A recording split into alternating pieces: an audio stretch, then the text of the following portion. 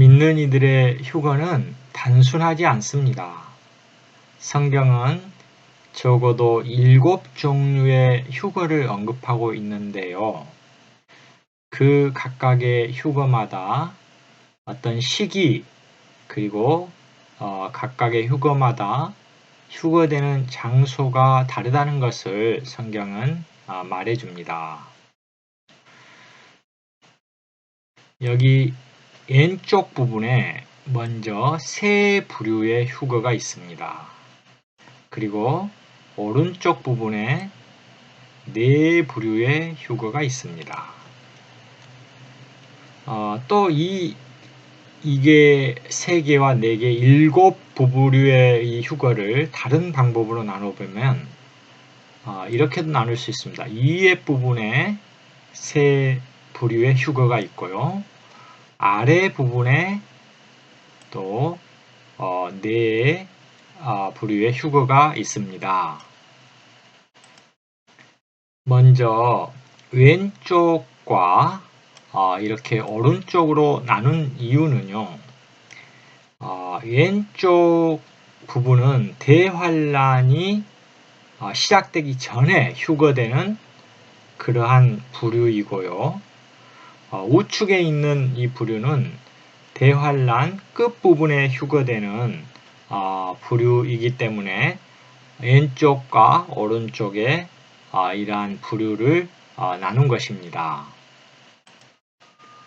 그리고 윗부분과 아래 부분으로 나눈 그 이유는요. 윗부분에 있는 휴거하는 그러한 무리들은 살아있는 상태에서 그들의 몸이 변형되면서 바로 휴거되는 부류이고요. 이 아래에 있는 부류들은 어떻습니까? 그들이 한번 육체적인 죽음을 죽게 되고 부활을 기다리고 부활함으로써 휴거되는 이러한 부류들을 구별해 놓은 것입니다. 먼저 대환란이 시작되기 직전에 휴거되는 이 세 부류에 대해서 말씀드릴까 합니다. 첫 번째 부류가 바로 천열매입니다. 두 번째는요, 사내 아이들이라는 이러한 특별한 휴거가 있습니다. 그리고 세 번째는요, 제가 설명드리겠지만 기타 이기는 이들이라고 적어보았습니다. 이 세 부류 모두는 대환란 전에 삼층천으로 휴거됩니다. 하늘 보좌로 휴거되죠. 2에 있는 1번과 3번은 살아있는 채로 휴거되게 되고요. 2번의 사내 아이는 부활함으로 죽은 자들이 부활함으로 휴거됩니다. 마찬가지로 하나님의 보좌인 삼층천으로 휴거되게 됩니다. 천열매 휴거에 대해서 먼저 살펴보도록 하겠습니다. 천열매 휴거는 요한계시록 14장 1절부터 5절까지에 기록되어 있습니다. 이들의 수가 14만 4천 명입니다. 이 14만 4천 명은 처음 익은 열매라고 성경에는 말하고 있습니다. 그만큼 그들의 생명이 성숙하였다는 뜻이죠. 그런데 이 14만 4천 명에 들어가기 위한 그 조건은 성경에서 매우 까다롭게 말합니다. 첫 번째 조건은 동정이어야 된다고 합니다. 두 번째 조건은 어린 양이 어디로 인도하든지 따라가는 사람들입니다. 세 번째 조건은 그들의 입에 거짓말이 발견되지 않고 흠이 없어야 합니다. 하나님께서는 대환란이 시작되기 전에 이런 조건을 충족하는 믿는 이들을 14만 4천 명을 얻으시게 될 것입니다. 이들은 어디로 휴거된다고요?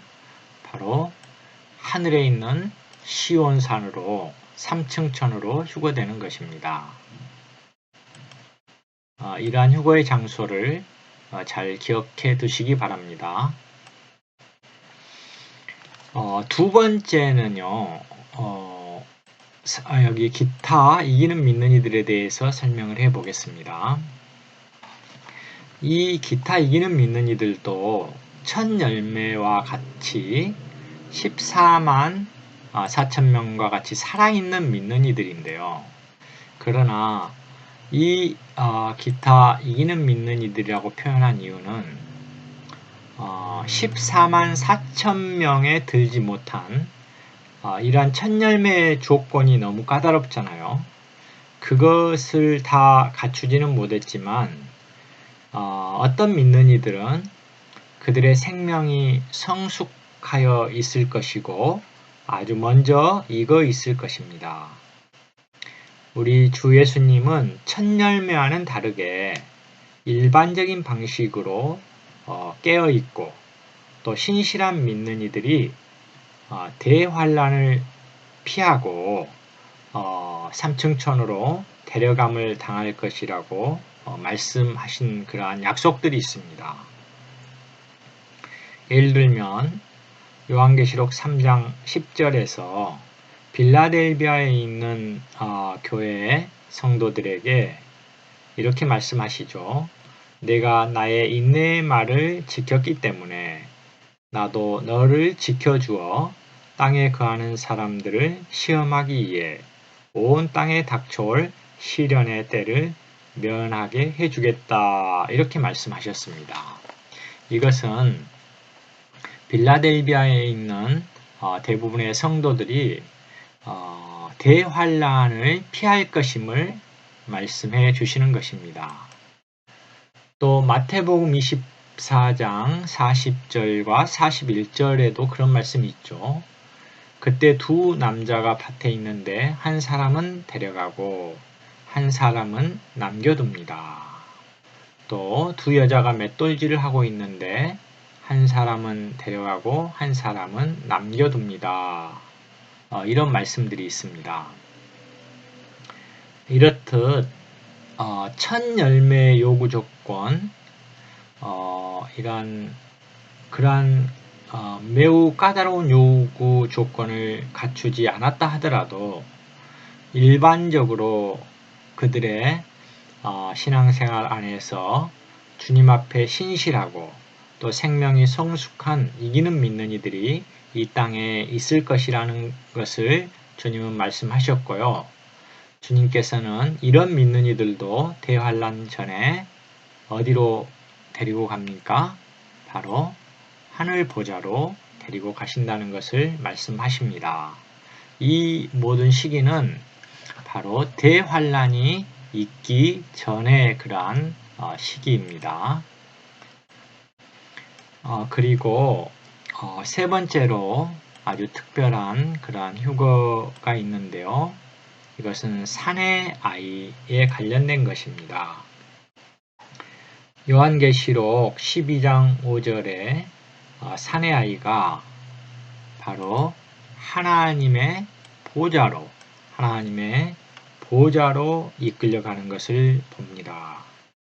12장 11절은 이 산의 아이가 누구라는 것을 우리에게 설명해 줍니다. 그들은 이렇게 말하죠. 그래서 이 산의 아이는 단수의 한 사람이 아니고요. 많은 사람들인데요. 그들은 어린 양의 피와 자기들의 증언하는 말로 그를 이겼으며 사탄을 이긴 거죠. 또한 죽기까지 자기들의 혼 생명을 사랑하지 않았다라고 합니다. 이 산의 아이들은 순교자들입니다. 그들은 죽기까지도 자기의 혼 생명을 사랑하지 않고 주님을 사랑하는 자들입니다. 이 순교당한 믿는 이들은 죽어서 부활을 기다리고 있죠. 죽어서 부활을 기다리고 있습니다. 그런데 대환란 전에 주님께서는 이 산의 아이들을 부활시키실 것이고 보호자 앞으로 데리고 가실 것입니다. 요한계시록 12장에서 이 산의 아이의 휴거가 매우 중요하다는 것을 알려주는데요.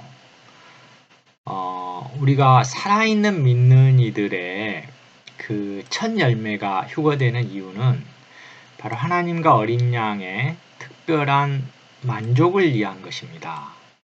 아주 신선한 만족을 위한 것이지만 여기에 산의 아이들이 올라가자마자 하늘에 전쟁이 있게 됩니다.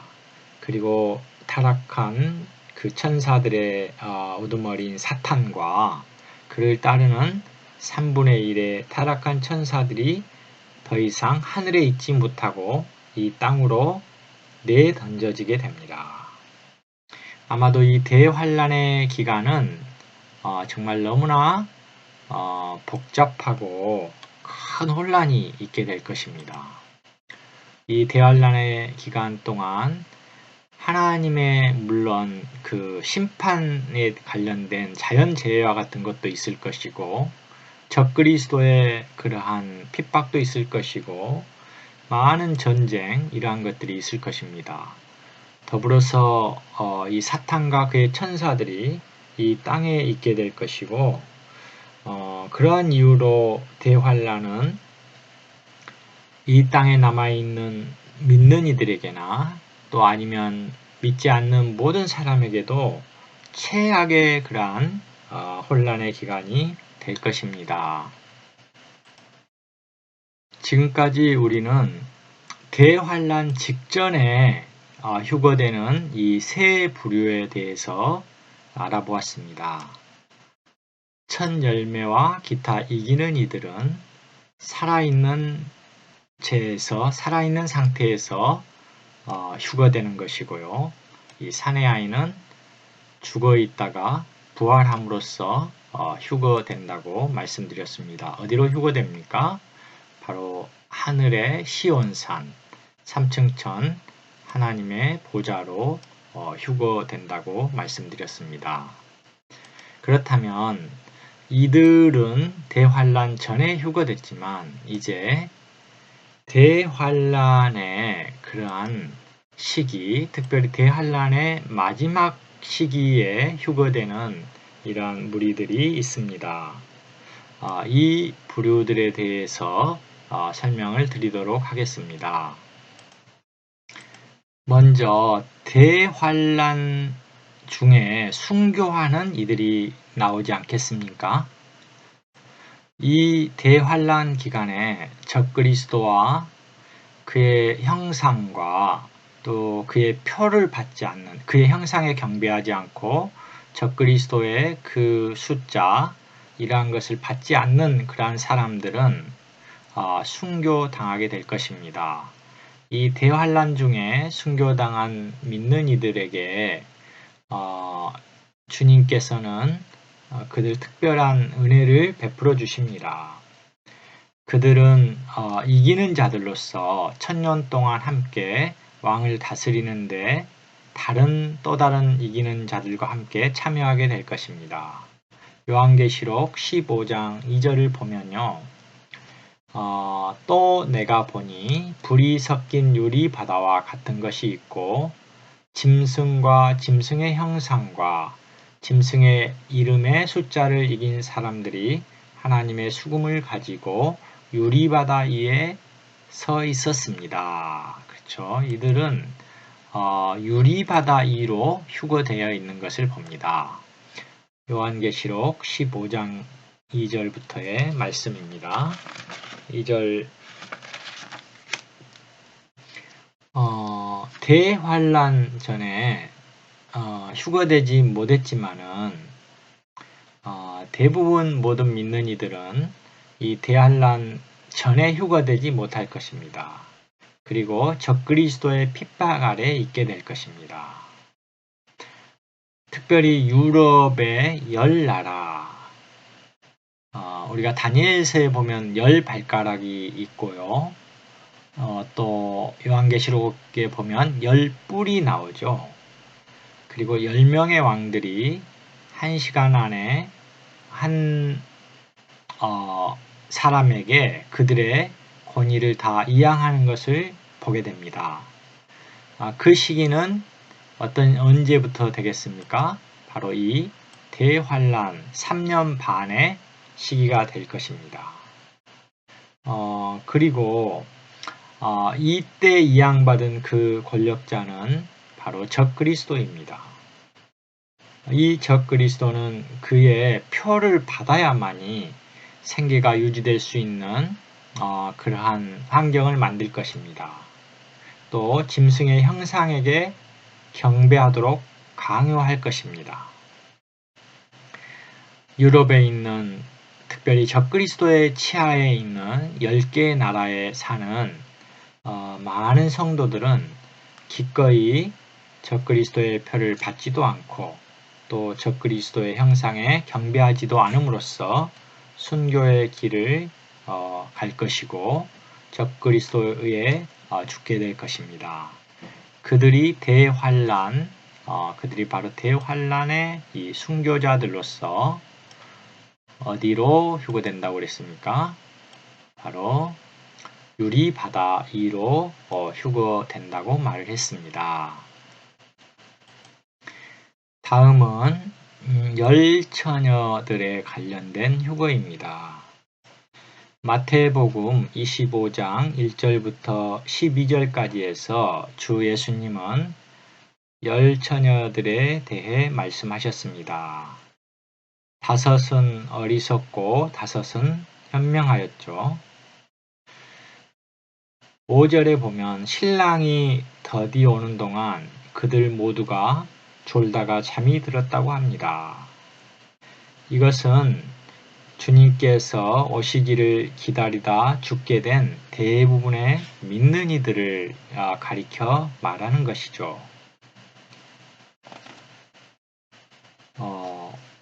이 표의 왼쪽에 이 산의 아이들은 물론 주님이 오시기 전에 죽은 그러한 죽은 믿는 이들입니다. 또 열처녀들도 죽은 믿는 이들입니다.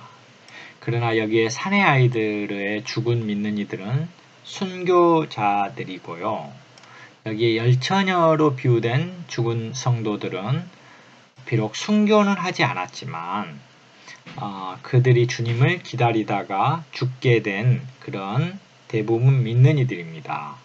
우리는 이 두 부류를 구별할 수 있어야 할 것입니다. 이 열처녀들은 마지막 나팔, 7째 나팔이 불려질 때 부활할 것이고요. 또 휴거될 것입니다. 방금 살펴본 이 대환란의 순교자들이나 대환란 중에 순교하는 성도들이나 그리고 열처녀 여기에 있는 이 열처녀의 성도들이나 모두 죽어있는 믿는 이들이기 때문에 이 아랫부분으로 이렇게 분류를 한 것입니다. 다음은 대다수의 수학이라고 적어 놓았죠. 이것과 관련돼서 설명을 드리겠습니다. 이 대다수의 수학이라고 표현된 이 휴거는 데살로니가 전서 4장 15절부터 17절을 읽어볼 때요. 이 아랫부분에 있는 열처녀와 비교해서 이해할 수가 있게 됩니다. 이 열처녀들은 그리스도 안에서 죽은 그러한 성도들의 휴거라고 그랬죠. 그리고 이 대다수의 수학의 휴거는 이 땅의 대환란 끝까지 살아있는 그런 믿는 이들이 많이 있을 것입니다. 그들의 휴거를 대다수의 휴거라고 이렇게 명명한 것입니다. 데살로니가 전서 이 부분을 좀 읽어보면요. 이렇게 말하죠. 우리가 주님의 말씀으로 이것을 말합니다. 주님께서 오실 때까지 여기 살아남아 있는 이들을 말합니다. 살아남아 있는 우리가 잠든 이들보다 결코 앞서지 못할 것입니다. 여기 잠든 이들은 바로 역대 이미 죽은 성도들, 열처녀로 비유되어 있는 그러한 믿는 이들입니다. 이 잠든 이들보다 결코 이들이 앞서지 못한다는 거죠. 왜냐하면 주님께서 큰 명령 소리와 천사장의 목소리와 하나님의 나팔 소리와 함께 직접 하늘에서 내려오실 것인데, 그러면 그리스도 안에서 죽은 사람들이 먼저 일어나고, 그렇죠? 그리스도 안에서 죽은 사람들이 먼저 일어나게 될 것이기 때문입니다. 이들이 먼저다는 거죠. 그 후에 살아남은 우리도, 그 후에 살아있는 우리도 그들과 함께 구름 속으로 이끌려 올라가 공중에서 주님을 만나게 될 것입니다. 네, 이제 여기에 이 믿는 이들 휴거의 장소가 나오네요. 어디입니까? 여기는 이 부분이 아니죠. 3층 천이나 하나님의 보좌가 아닌 바로 공중이라는 영역입니다. 공중이라는 영역이 바로 이들의 휴거 장소라는 것을 보게 됩니다. 여기에 있는 믿는 이들은 휴거 장소가 어디였죠? 바로 하늘 보좌였죠. 왜 그렇게 됩니까? 이 대환란의 시작점에 우리 주님께서는 하늘 보좌에 계십니다. 이 하늘 보좌에 계시는데 그분은 이 대환란 기간 동안에 파루시아, 그분의 다시 오심이라고 말하죠. 임재라고 말하는데요. 그분의 다시 오심이 어디로 이동하게 됩니까? 구름 속에 있는 그런 공중으로 이동하게 됩니다. 그래서 대환란 마지막쯤에 우리 주님과 이곳에 있었던 주님과 함께 하늘에 올라가 있던 모든 성도들은 다 함께 이 주님과 함께 공중으로 오게 됩니다. 그리고 바로 이 살아있는 믿는 이들, 이 대환란 끝에까지 살아있는 믿는 이들, 또 역대로 죽어있던 모든 성도들이 함께 부활해서 공중으로 들림받게 되고 잠시 동안 이러한 구름 속에 숨겨 있는 상태가 됩니다. 구름 속에 숨겨 있어서 아직도 사람들이 이 영광스러운 주님과 성도들을 볼 수 없습니다. 이 대다수의 살아있는 대환란 끝까지 살아있는 성도들은 아마도 요한계시록 14장 14절부터 16절까지를 볼 때 이 대환란 기간을 통과하면서 대부분 성숙하게 될 것입니다. 익은 곡식이 될 것입니다. 왜냐하면 이 구절에서 곡식들이 익었기 때문에 수확해 간다고 말하기 때문에 그렇습니다. 이제 마지막으로 요한계시록 11장에 있는 두 증인의 휴거에 대해서 말씀드리겠는데요. 이 두 증인에 관련된 휴거는 요한계시록 11장 11절부터 있습니다. 대환란 기간은 우리가 3년 반이죠. 이 구절에서는 1260일이라고 나와 있습니다. 이 기간 동안 예언하는 두 증인이 있습니다. 4절에서 말하는데요. 이 둘은 주님 앞에 서 있는 두 올리브 나무이며 두 등잔대입니다. 이렇게 말합니다.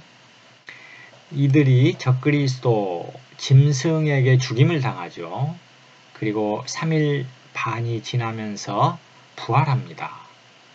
이들은 구름에 쌓여 하늘로 올라가게 됩니다. 이들도 하늘로 올라가게 되는 거죠. 구름에 쌓여서 아마 공중으로 올라가게 될 것입니다. 이렇게 우리가 7가지의 이런 부류들, 7부류의 이런 휴거, 7종류의 휴거를 어느 정도 살펴본 것 같습니다. 그렇다면은 다음 영상에서 다음 화면에서 짧게 이런 휴거가 완료된 후에 일어날 일들을 간단히 말씀드려 보겠습니다. 아멘. 앞에 화면에서 우리는 우리 주 예수님의 다시 오심이 하늘 보좌를 떠나서 대환란 마지막에 구름 속 공중에 잠시 머무실 것이라는 것을 말씀드렸습니다.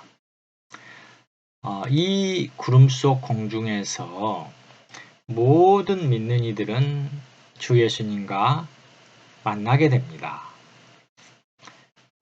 이 장소는 긍정적인 면에서 그리스도의 신부인 믿는 이들과 어린 양이신 그리스도의 혼인이 이루어지는 장소이기도 하지만 또 부정적인 방면에서 이 장소는 그리스도의 심판대가 세워지는 장소이기도 합니다.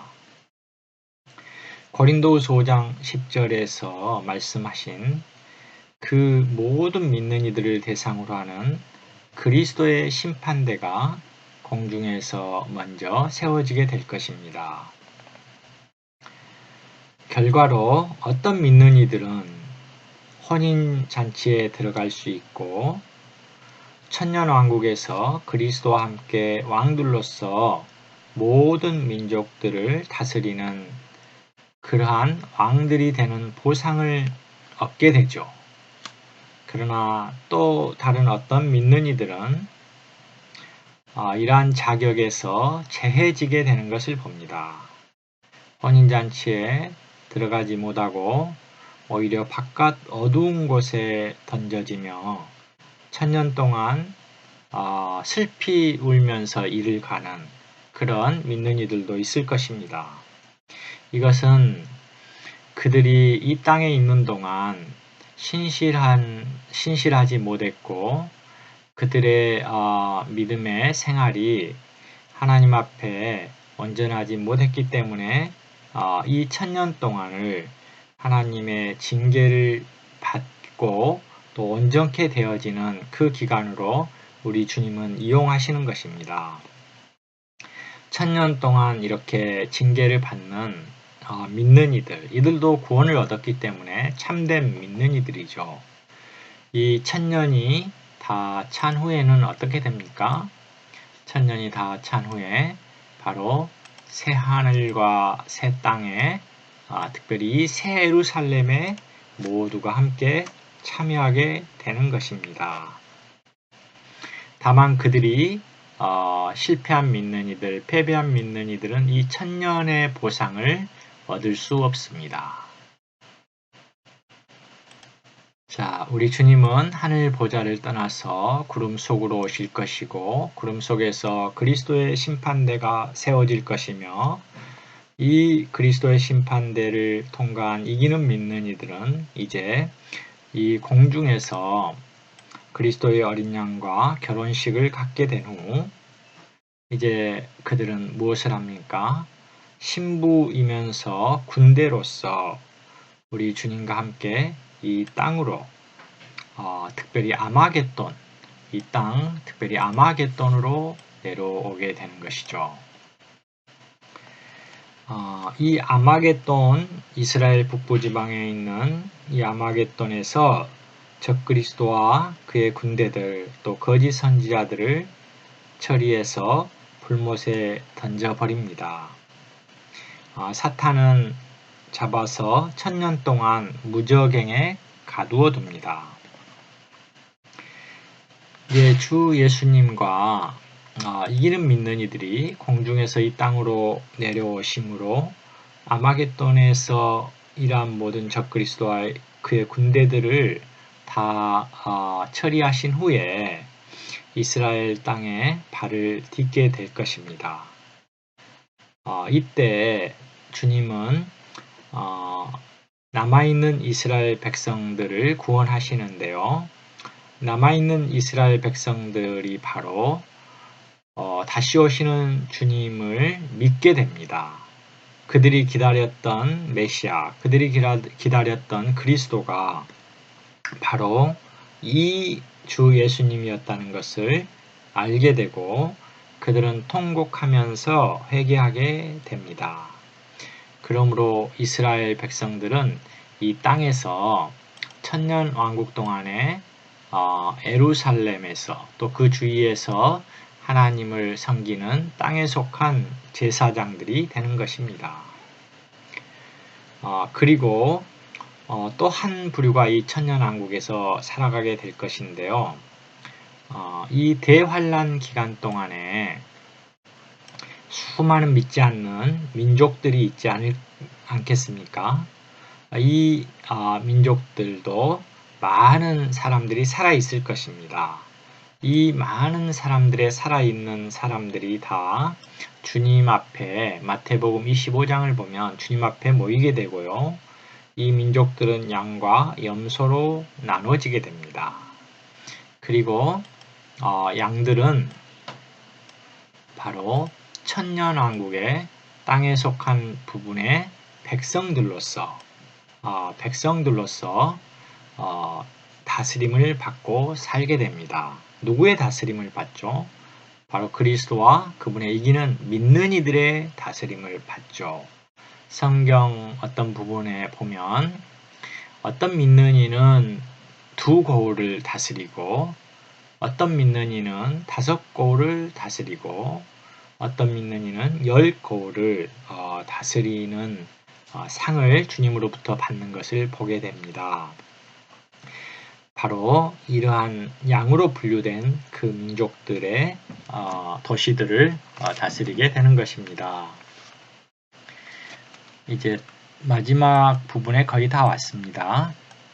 천년왕국 끝, 이제 천년왕국 끝이죠. 이 부분에서 사탄이 무저갱에서 잠시 놓이게 됩니다. 그리고 사탄은 그 민족들 중 일부인 곡과 마곡의 이 한 부분들을 곡과 마곡의 민족들을 선동하고 그들을 모아서 믿는 이들의 진영, 성도들의 진영과 예루살렘 성을 포위해서 전쟁을 일으키게 됩니다. 그러나 하늘에서 불이 내려와서 곡과 마곡 그들을 다 삼켜버리죠. 또 사탄은 불못에 이제 던져지게 됩니다. 이후에 우리가 한 가지 이제 또 다른 심판이 마지막 심판이 남아 있는데요. 그것은 백보자 심판이라고 합니다.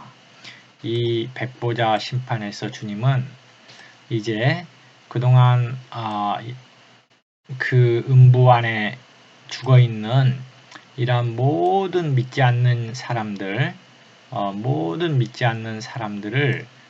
부활시켜서 백보자의 심판에 참여하게 하십니다.